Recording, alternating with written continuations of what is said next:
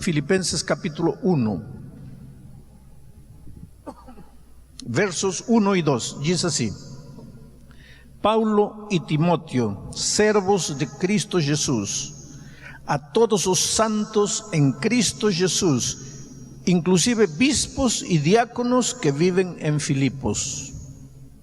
Graça e paz a vosotros, de parte de Deus, nosso Pai, e do Senhor Jesus Cristo.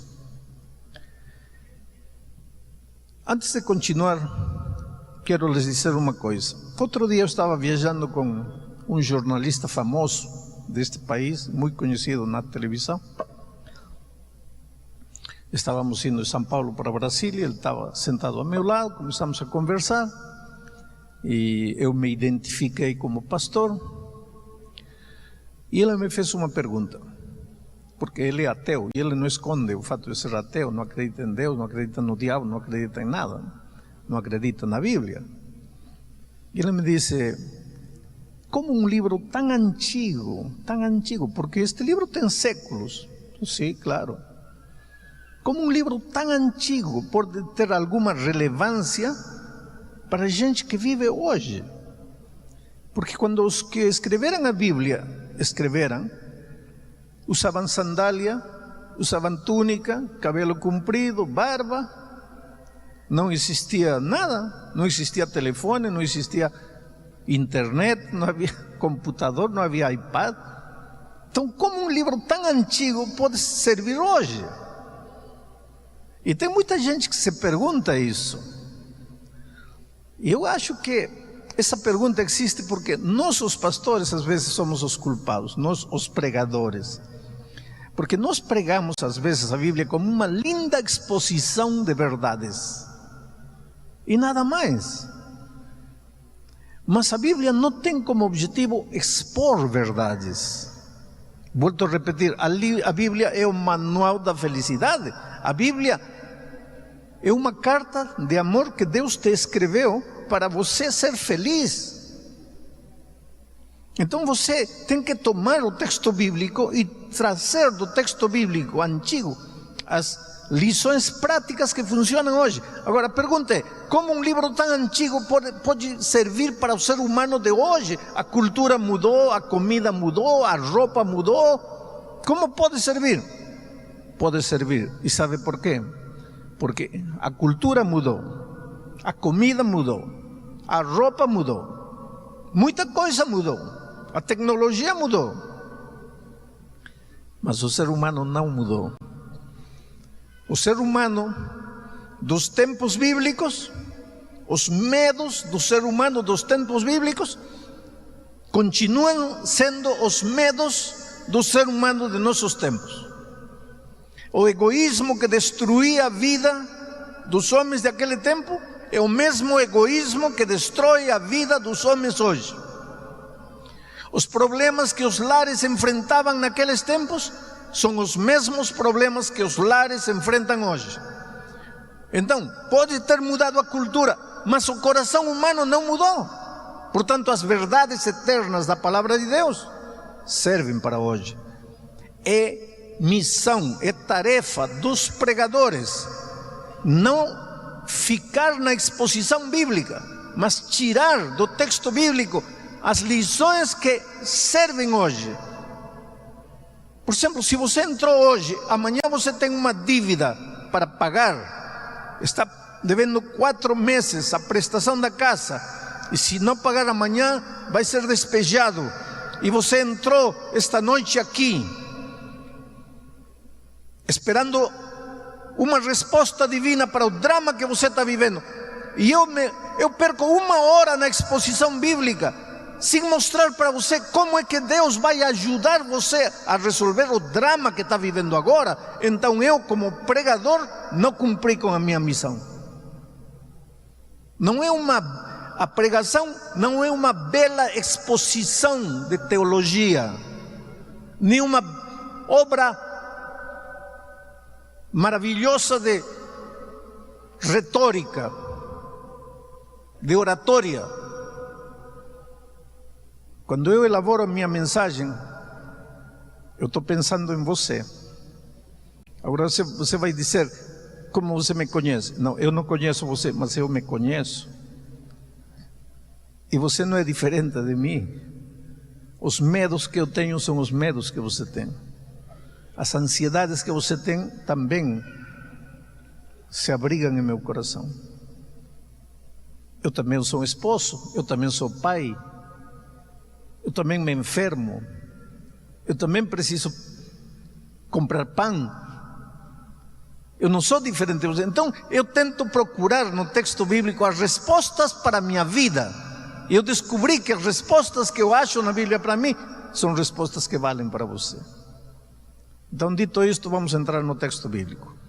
O texto bíblico começa dizendo assim: Paulo e Timóteo, servos de Jesus Cristo, escrevem a todos os santos em Cristo Jesus, inclusive bispos e diáconos que vivem em Filipos. Paulo escreve aos santos que vivem em Filipos, aos santos em Cristo Jesus. Aqui vem o primeiro pensamento. Só existe uma maneira de ser santo: estar em Cristo Jesus. Quando você pensa em santidade, não pense em boa conduta, não pense em bom comportamento, não pense naquilo que tem que fazer, que não tem que fazer. Quando você pensa em santidade, pense em Jesus Cristo. Você é santo na medida que estiver em Cristo Jesus. A vida cristã é relacionamento com Cristo. Se você deseja ser um cristão, o primeiro passo é apaixonar-se por Jesus, relacionar-se com Ele, viver com Ele. Jesus tem que ser o primeiro e o último na sua vida. Por isso que eu digo que quem melhor entende o que é ser cristão são os jovens, especialmente os jovens apaixonados. Porque quando você está apaixonado por alguém, acorda, a primeira imagem que vem é a noiva. Come, na noiva. Trabalha, a noiva. Estuda, a noiva. Passa por uma vitrine, vê uma roupa, a noiva. Chega à noite, dorme, a noiva. O dia que você chegar abre os olhos, Jesus, come, Jesus, compra, Jesus, caminha, Jesus, trabalha, Jesus, dorme, Jesus, você chegou a ser cristão. Se você não chega a esse ponto, você é apenas um membro de igreja.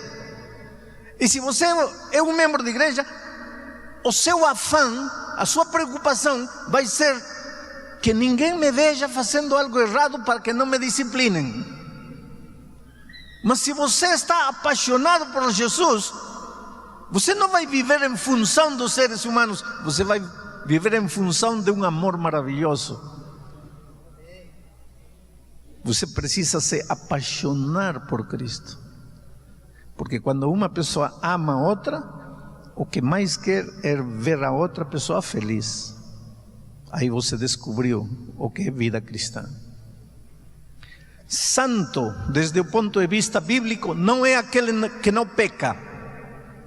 A palavra santo, na linguagem grega, quer dizer separado. Vamos dizer que eu pego esta folha e a separo. Esse ato de separar a folha das outras folhas é santificar. Eu estou santificando em grego, estou santificando a folha. Esta folha é santa, que quer dizer, foi separada das outras. Aqui está, não no sentido pejorativo, mas aqui está o montão. O montão. Eu tiro esta da multidão para um propósito especial. Eu vou levar esta folha na minha Bíblia. Eu santifiquei a folha. Quando Paulo disse que escreve aos santos, Ele está dizendo: estou escrevendo para aqueles que um dia foram separados da multidão para um propósito maravilhoso. E querido, você é chamado a ser santo. Quer dizer, Deus tem um plano lindo para a sua vida. Um plano que você talvez ainda não descobriu. Eu um dia conheci uma moça que estava com a vida completamente destruída. Estava pregando em Porto Alegre uma noite fria, assim como esta. Estava no camerino e alguém me apresentou a uma arquitecta que tinha se convertido, estava apaixonada por Cristo, tinha se batizado há pouco tempo. E ela me disse: pastor, poderia me ouvir 2 minutos? E ela contou uma história interessante. Disse: pastor, o senhor me vê aqui, arquitecta, e não tem a mínima ideia do que eu fui. Mas eu um dia estava destruindo minha vida na miséria, na promiscuidade, no pecado. Eu não era nem sombra do que sou hoje. Eu não servia nada, eu não valia nada, eu não tinha respeito próprio, eu não tinha dignidade, eu não tinha valores, virtudes. Eu era lixo, pastor. Até que um dia descobri que Deus tem um plano para a minha vida. E eu vivia como vivia porque eu não sabia para que vim ao mundo, o que faço nesta terra, para que nasci. E o dia que eu descobri que eu vim para este mundo com um plano maravilhoso de Deus para mim, esse dia tive vergonha de continuar no lixo e saí de lá. Agora ela é santa, quer dizer, separada da multidão, para um propósito nobre.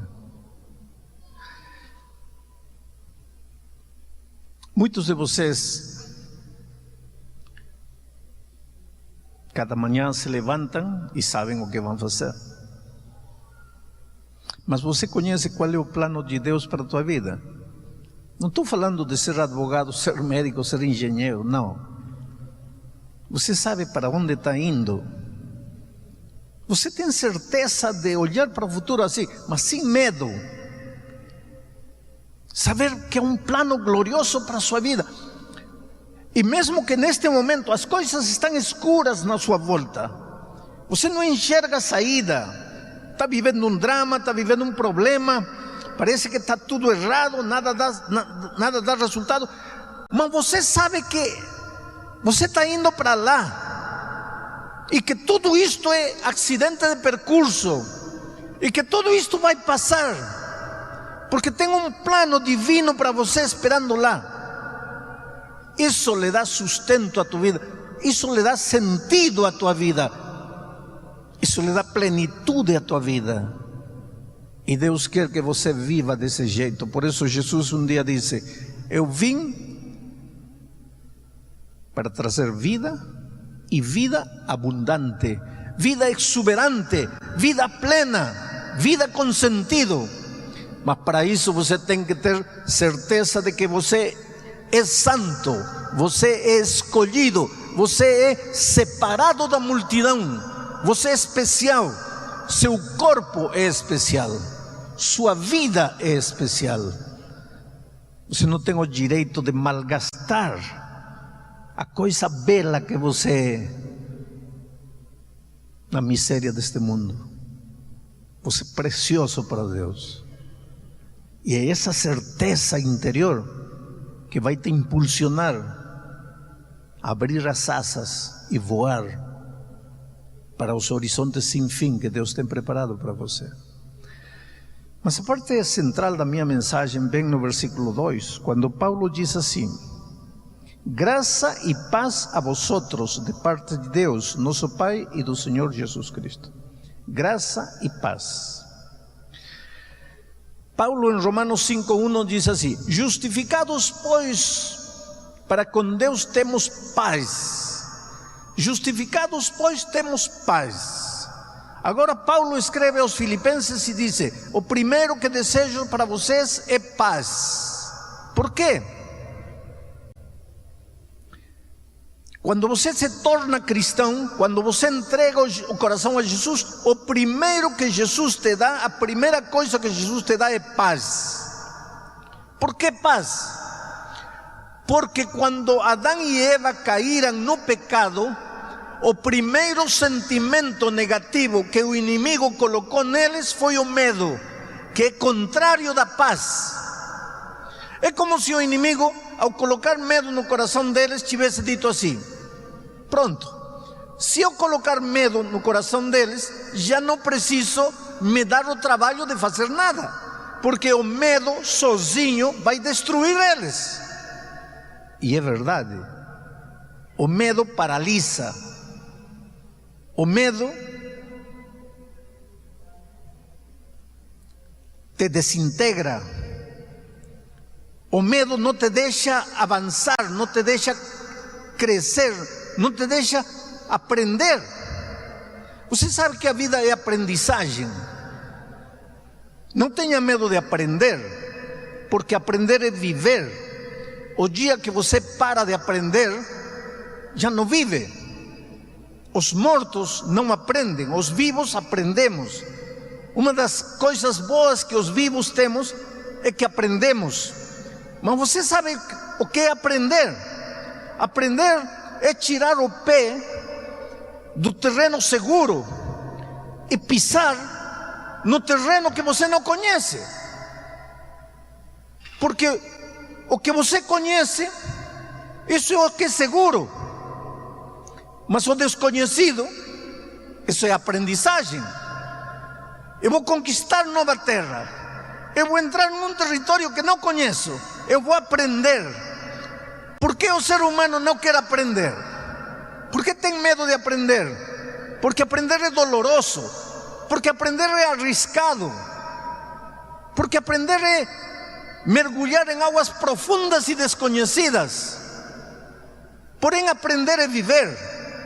E se você não aprende, não vive. Ou vive limitadamente, não vive a vida exuberante. Não tenha medo de aprender. Mas o medo não te deixa aprender. O medo te paralisa, o medo te amarra, o medo te escraviza. Você não consegue sair. Você sabe que 98% dos problemas que vivemos tem sua origem no medo. Você não arruma emprego não porque tem crises, mas porque você tem medo. Você vai me dizer: pastor, não, o que é isso? Eu não tenho medo, o problema é a crise, não tenho emprego. Não, querido, o problema é o medo. E vou te provar. Amanhã você vai fazer uma entrevista de emprego. A primeira coisa que vai fazer quando chega para a entrevista é dar a mão, cumprimentar. Entrega essa mão suada, molhada. Já perdeu o emprego. Pastor, mas que culpa tenho eu? Não. E por que sua tua mão? Medo.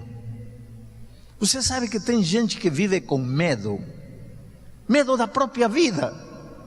Você sabe que tem gente que não se sente digna de viver, caminha pela vida como se o mundo todo lhe estivesse fazendo um favor. Eu te digo uma coisa: quando você arruma emprego, o que o patrão vai te dar cada final de mês? Dinheiro. E em troca desse dinheiro que ele vai te dar uma vez por mês, o que você vai dar para ele 30 dias por mês? Vida. Seu talento, sua força, sua energia, suas ideias. E o que o patrão vai te dar? Dinheiro. Coloca na balança, o que pesa mais? Dinheiro ou tua vida? Então me diga, quem está fazendo favor a quem? E por que você então vai a procurar emprego pensando no seu coração: tomara que me dê? Como que tomara que me dê? Você vai fazer um favor a ele. Por que você vai sentir indigno? Mas o medo por que um homem grita com a esposa? Medo. Quando numa discussão começa a gritar, para de defender suas ideias e começa a se defender a si mesmo. Lembra disso? Quando numa discussão deles começa a gritar, para de defender suas ideias, começa a se defender a si mesmo. O medo faz gritar. O medo. Então, um ser humano com medo não é feliz. Não é feliz na vida familiar, não é feliz na vida financeira, não é feliz. Outro dia, eu estava conversando com um homem que bateu no garoto de 5 anos, no seu filho. Ele disse que castigou, bateu. Só que depois de bater, ele descobriu que ele estava errado e o filho de 5 anos tinha razão. E ele veio falar comigo porque todo mundo dizia para ele: pede perdão a teu filho. Mas ele disse: se eu pedir perdão, perco a autoridade. Tem medo de quê? De dizer que um garoto de 5 anos, nesse quesito, sabe mais do que você de 40 anos? Você, como patrão, tem medo de dizer que o faxineiro, nesse item que estavam discutindo, está certo, e você, como patrão com doutorado na Harvard, está errado? Medo de quê? Você sabe que a vida está cheia de medo. É o medo que estraga os relacionamentos, estraga os casamentos, estraga as amizades, estraga as relações laborais. É o medo que arruina a vida financeira. Medo. Como o medo pode arruinar a vida financeira? Tem gente que abre o guarda-sapato e diz assim: não tenho sapato. 40 pares aí. Não tenho sapato. E esses 40, não, mas que nenhum deles combina com a roupa que tenho. Tem gente que, para ir à igreja, abre a guarda-roupa. Não tenho roupa. 20 vestidos aí. Não, mas que já me viram com esse. E qual é o problema que te vejam por segunda vez com esse? Medo. Medo de quê? Que pensem que não tenho dinheiro para comprar outra roupa. Você já viu que você vive em função do medo? E aí tira o cartão de crédito, e quando chega a hora de pagar, você está sorrindo, mas me diz se a vida não é isso. Agora, quando você entrega o coração a Jesus, o primeiro que Ele faz é colocar paz em teu coração. Expulsa o medo e coloca paz. Agora, com paz no coração, você vai. Qual é o problema se já me viram com esta roupa? Qual é o problema? Já não tenho medo. Por que tenho que gritar? Já não tenho medo. Por que tenho que mostrar que sempre estou com a razão? Só porque tenho um doutorado? Não, se acabou o medo. E quando se acabou o medo, a vida se facilita.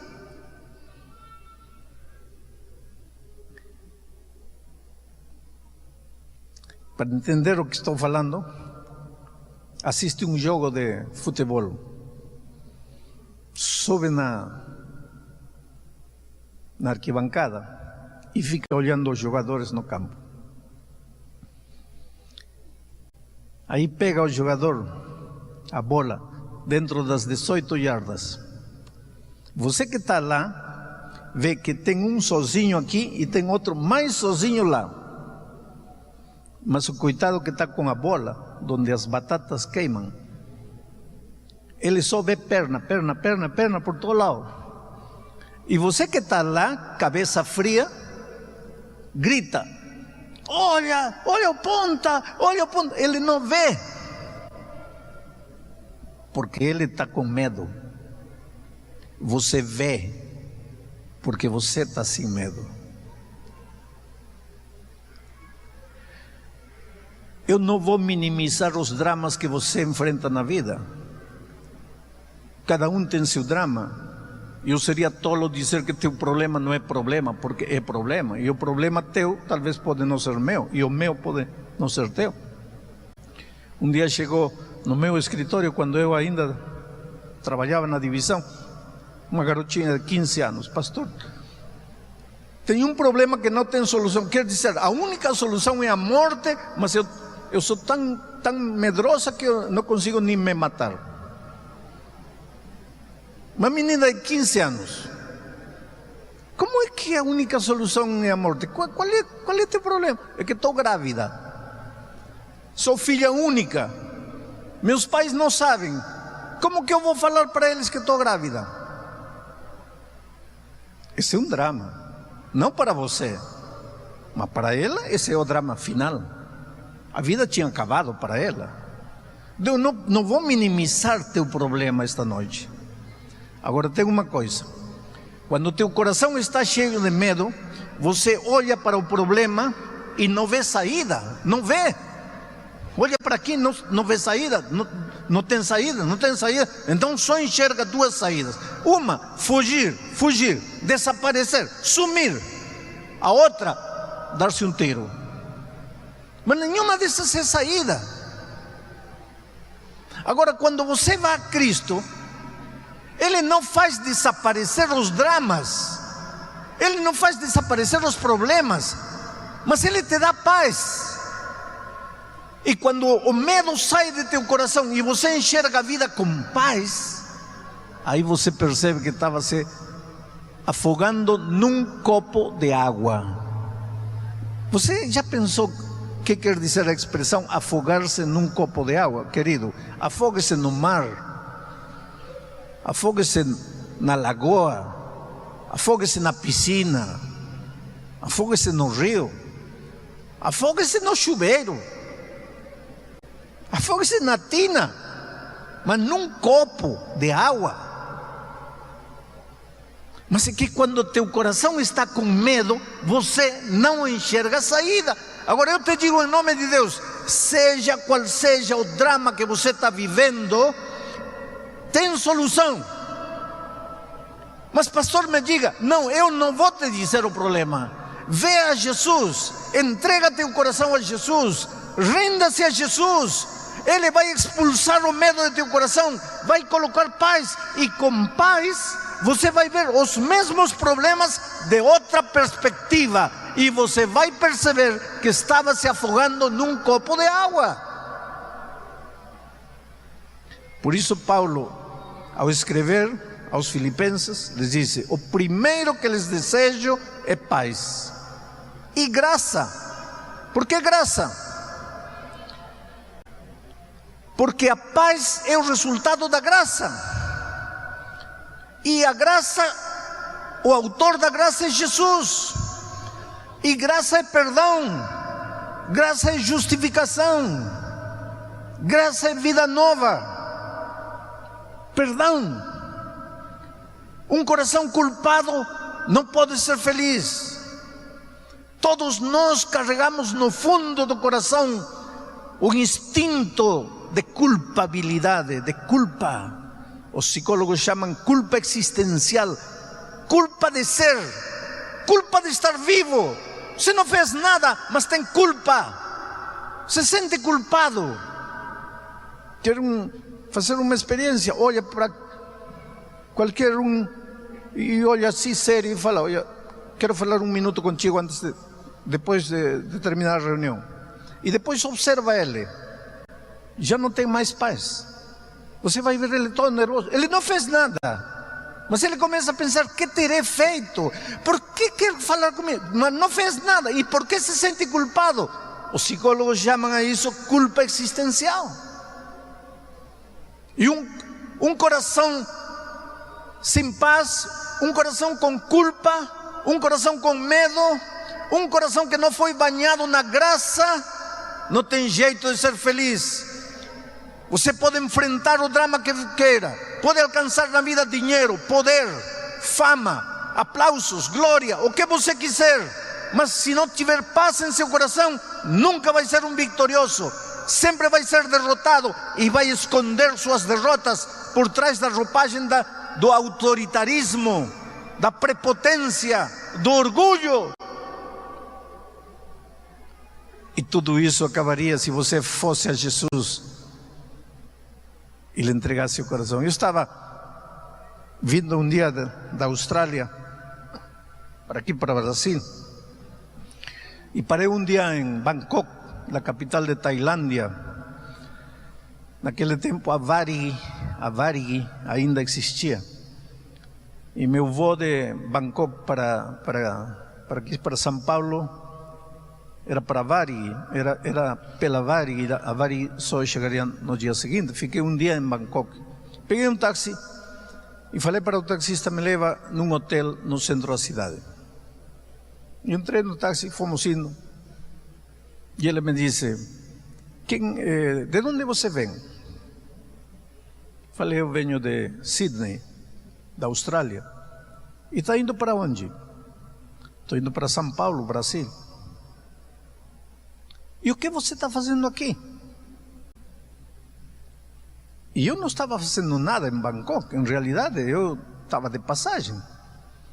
Eu estava esperando o meu voo para São Paulo. Mas interessante a pergunta dele: o que você está fazendo aqui? Eu acho que Deus inspirou a resposta, porque eu olhei para ele e disse: olha, eu vim aqui só para dizer para você que Deus te ama. Que? Eu vim aqui só para te dizer que Deus te ama e que não importa o que você tenha feito na vida, hoje, se você entregar o coração a Jesus, pode nascer de novo. O quê? Falei: isso. Você me perguntou: o que eu estou fazendo em Bangkok? Eu não estou fazendo nada, eu vim só para te dizer isso. Mas não é possível. Pois é isso. O homem começou a ficar nervoso e me disse: você não é policial? Não. O que você é? Falei: eu sou um pastor. O que é um pastor? Esqueci que estava em Tailândia. É interessante que nós pensamos que o mundo todo é cristão, quando o cristianismo no mundo é um grãozinho de areia. Diante da humanidade, o cristianismo não é nada. A massa da população mundial está nessa região lá. E jamais muitos ouviram falar sequer que Jesus existe. O que é pastor? Falei: eu sou uma espécie de sacerdote. Trabalho para Deus. Sou um servo de Deus. E vim em nome de Deus para te dizer que não importa o que você tenha feito, hoje você pode começar uma nova vida. Ele me disse: olha, fala em sério, você não é policial? Falei: não, eu sou um pastor.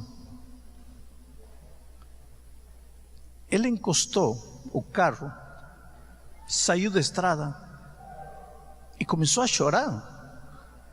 Primeiro a chorar assim, normalmente, e depois a chorar escandalosamente,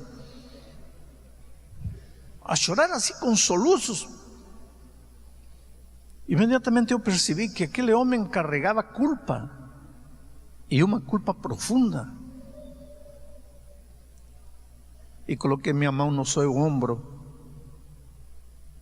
e ele olhou para mim e me disse: por favor, me fala a verdade, quem é você? Falei: estou te falando a verdade, eu sou um pastor, eu vim em nome de Deus para dizer-te que você é precioso para Ele. Você não precisa me dizer o que você fez, mas você está carregado de culpa.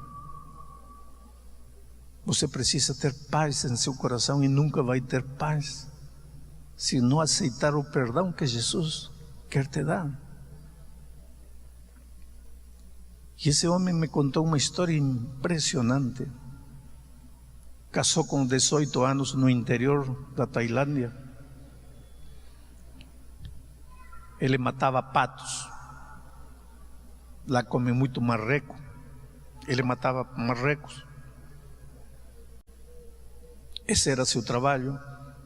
Um dia, por algum motivo, retornou para casa mais cedo e encontrou a sua esposa, jovem, com outro homem na sua casa. Ele foi na cozinha, pegou um machete, um machado, um facão de matar marreco e matou os dois. E ficou desesperado, sem saber o que fazer. E o melhor lugar para se esconder numa cidade grande, o melhor lugar para se esconder é uma cidade grande. Numa cidade grande ninguém sabe quem mora ao lado, ninguém sabe o nome de ninguém se importa com ninguém. E ele fugiu para Bangkok, uma cidade de 6 milhões de habitantes naquele tempo. E passaram 30 anos. Lá ele casou-se de novo, tinha 3 filhos lindos, aprendeu a falar um pouco de inglês, era taxista e fazia serviço no aeroporto. E ele disse: há noites que eu tenho pesadelos terríveis. Eu sinto como que, assim, em meus sonhos, minhas mãos manchadas de sangue. Uma voz que me disse: assassino. Eu sinto que em meu sonho eu vejo que os policiais entram, me algemam, me arrastam e meus filhos ficam chorando e os policiais me levam. 30 anos sem paz e de repente você aparece e me diz que vem em nome de Deus para dizer que toda a minha vida passada está perdoada, que não importa o que eu fiz. Fala a verdade, quem é você? Falei: estou te falando a verdade. Eu sou um ministro de Deus. E não importa o que você fez. Teus pesadelos acabaram hoje. Ele esteve aí, me levou para o hotel. Era um homem diferente. Era um homem que sorria. Era um homem que refletia paz em seus olhos. E quando me deixou no aeroporto, eu sabia que talvez eu nunca mais veria ele nesta vida. Mas eu deixei um homem que tinha recebido em seu coração graça e paz. E é isso que Paulo disse aos Filipenses. Antes de escrever a carta, disse: quero desejar-lhes graça e paz.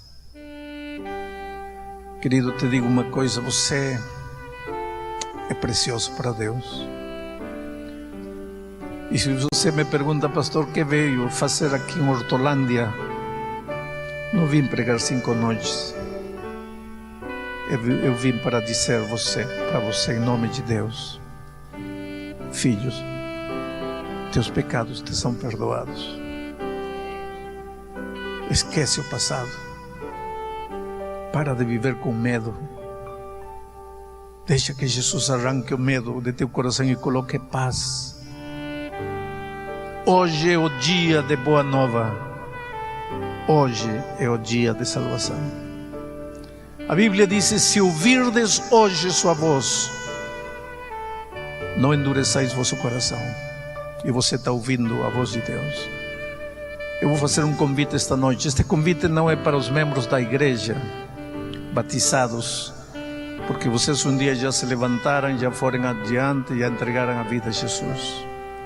Este convite que vou fazer é para você, querido, que está começando a estudar a Bíblia, está conhecendo o Evangelho, ou esta noite aceitou o convite de um amigo para vir aqui. Se você quer entregar a Jesus seu coração, sabe o que vou pedir? Você tem 2 caminhos esta noite. O primeiro é ficar sentado aí, depois se levantar, sair e voltar para continuar vivendo a vida que você sempre viveu. O segundo caminho é você se levantar e vir aqui à frente e dizer: Senhor, te entrego minha vida, me rindo a Ti, te abro meu coração.